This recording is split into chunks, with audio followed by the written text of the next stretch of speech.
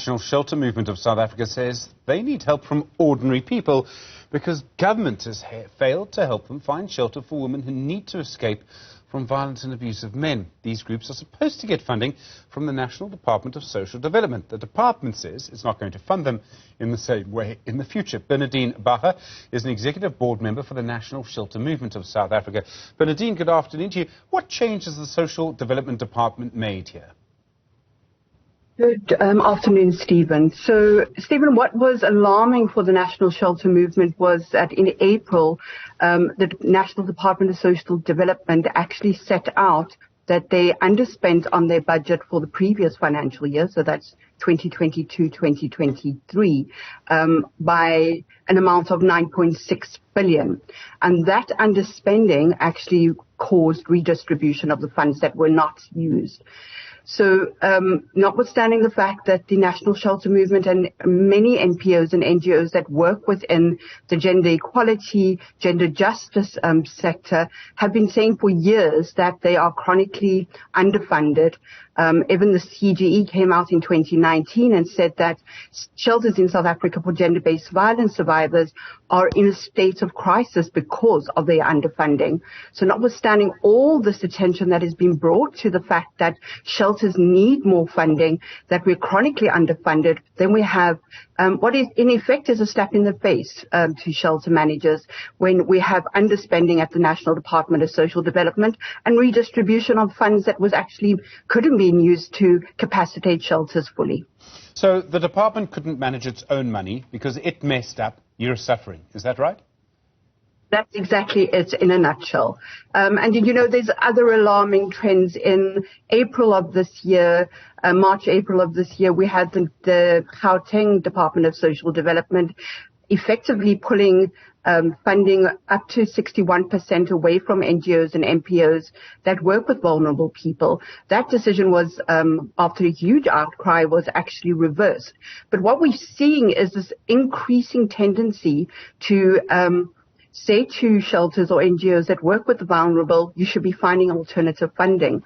And that's vastly different to actually the obligation that is governments to actually fund NGOs in the social welfare sector. I mean, that obligation comes out from Section 27 of the Constitution, and it cannot be moved away from. But it is getting increasingly worrying for us that government seems to be moving away from funding. So when you don't have the money that you used to receive, what happens to your services? What were you able to do to help people, and what can't you do now? Well, Stephen, we were sitting in exactly the same position at the end of last year, in December, where 70% of the shelters in the Western Cape were in need of emergency funding and facing imminent closure. Because we were just not being funded fully. And what that means is we'd have to look at capacitation, whether we can run all of our programs fully, whether we would need to be looking at how we are capacitated with human resources, things that we really don't want to do. Our services are essential. They're needed by the most vulnerable in society. And it's up to government. In fact, it's their obligation and their duty to make sure that the funds that are given to the ministry are actually used for the benefit of the vulnerable. The people that you help, women, children, how vulnerable are they? The situations that they're in, and particularly now it's cold. You can't take a young child out of shelter. In Joburg, there's probably no water. You don't want to move away from a place that you know. And yet, that means that you'll have a woman and child staying in the same space with a man they know to be violent. Exactly, Stephen. Very many, probably the vast majority of the women that actually approach a shelter for gender-based violence have reached the end of their resources. They are desperate and they are unable to help themselves any further.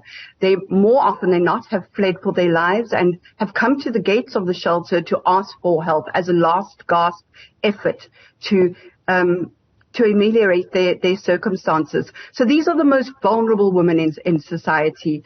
To not be able to fully assist them if funding is pulled any further is unconscionable. It's uneven thinkable for us. Is anyone at the Department of Social Development listening to you? I mean, do they realize that they messed up money, and as a result of that, there are consequences for what happened after that? Stephen, history shows me that notwithstanding very many protests that we had after the CGE's report on the status of shelters in South Africa that said we were chronically underfunded, and as well as the huge push that we had for publicity when it came to funding at the end of last year, nothing has changed when it comes to the National Department of Social Development. It's, as you know, the more things change, the more they stay the same. So no, I don't think anybody's listening. I don't feel that it's a priority, notwithstanding the fact that we hear from the president often that GBV is a priority for him. It's not showing in the funding. I mean, this is the issue, isn't it? We keep seeing ministers after presidents, after deputy presidents, after premiers, talking about how importantly they take the issue of gender-based violence. We've seen summits where people have, cried tears over this.